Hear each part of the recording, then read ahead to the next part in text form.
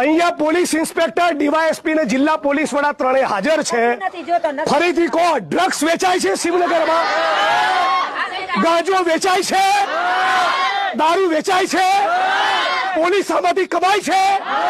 પોલીસના વહીવટદારો છે? આ પરિસ્થિતિ છે. મારે ફરી આવો સૂત્રોચ્ચાર ના કરવો પડે એવી તમે પાકી બાંહેધરી આપો. ડીવાયએસપી તમારી જવાબદારી વધારે બને છે કે તમારા ઉપલી અધિકારી ને સબઓર્ડિનેટ બંને નવા છે. તમારે આ બધું બંધ કરાવવાનું હોય.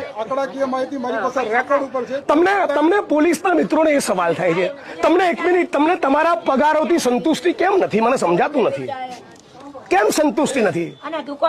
એક મિનિટ, તમને તમારા પરિવારના બાળકો કેવી રીતે જોતા છે કે મારો બાપ ભ્રષ્ટ છે? એવું નહીં થતું હોય. હે, તમારા પરિવારની સ્ત્રીઓ કેવી રીતે તમને જોતી હશે?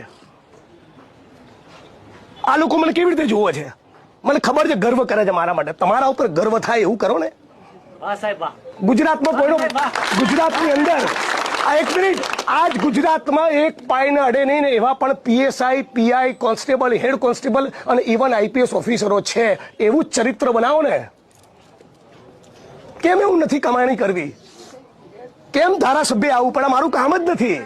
કેમ બહેનોએ ફરિયાદ કરવી પડે? એક તો પોકેટ નીટ એન્ડ ક્લીન કરો તો તમારામાંથી બીજા 4 પોલીસ કર્મીઓ શીખે.